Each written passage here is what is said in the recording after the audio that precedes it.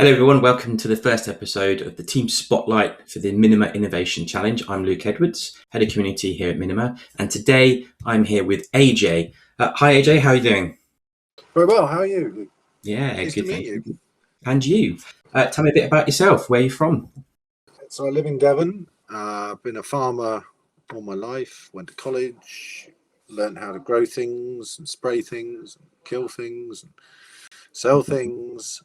And then in '99, moved down to Devon to get away from all of the pesticides. Work at Riverford Organic Vegetables, as it was then, the biggest box scheme in the country. And I've been working with organic food ever since. Lovely, lovely part of the world. I'm in the southwest myself, actually. Obviously, you've got your background then. Your background is in farming. I ask, how did you learn about Minima? So it's through friends. I've known about Minima, and for the last 2 years, I've been working on a project with a food charity just down the road in Exeter, looking at setting up a decent sized, like 20% of the market, organic food market for local food. I've been toying with the idea to get that kind of a market, we need something revolutionary that's going to change not only the way that people buy, but the way that they integrate with food and the way they think about their food. And I'm very keen on attaching your coin with their money and passing the provenance of the food up through the chain every time there's a sale, from the farmer to the baker to the baker to the shop to the customer. Some information travels up that the end customer can see and visit and view, and somehow be rewarded for making the right purchase.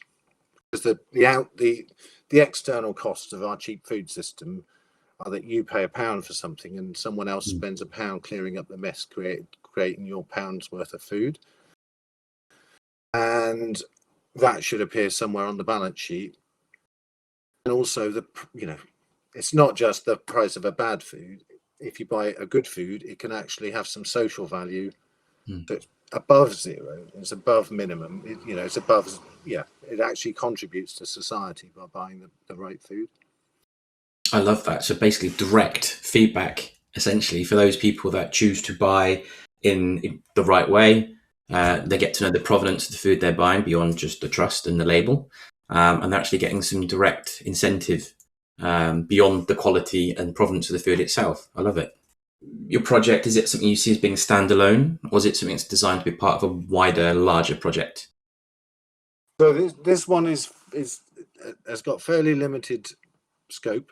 It's, can we attach selected food metrics? Sorry, there is a part one which I applied for some funding from the government for a Fast Smart grant, I think it's called. I should find out in about 2 weeks, and hopefully by then I will have some knowledge of whether the idea can work or not through this. So this is episode 2. Episode 1 will follow, obviously, because it's completely anarchic, this whole system. Isn't it just? Interesting, because that led me on to the next question, which was, are you looking to insert Minima into a pre-existing funded idea, or if this was something that's brand new? But it sounds like this kind of plugs into something wider that you're already looking to get implemented.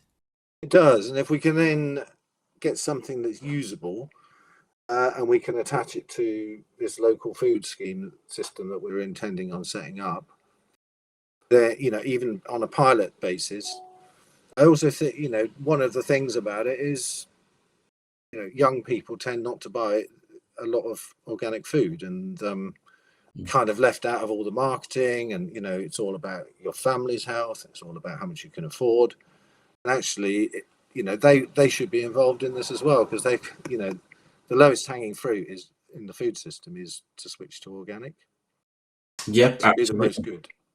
Absolutely. I think part of that's a marketing, right? It's something, the idea of organic is pitched at a certain type of certain demographic, and then they price out others. So I love the kind of the social improvement angle that you're kind of looking at with this project. So I say, tell me about your development team, who they are, what experience they have. I think you were saying earlier that it's a case of me, myself, and I. It's all three of us. Yes, thank you. Yes, yeah, we're all heavily involved, and we're all kind of working our way through it at the moment. I need help with the coding part. I need help with a bit, even if it's just on a spreadsheet. Hmm. I can do everything on a spreadsheet apart from program it. You know. Yeah, I think it's a particular skill. Yes, yeah. It's a narrow seam that if you've got it, it's brilliant, and if you haven't, it's almost impossible to learn. But yeah, behind me, there's a team of people working on this project for Exeter. Not everybody sees the value in crypto coins. Not everyone sees that we need to change the food, the way that we buy and sell things. Having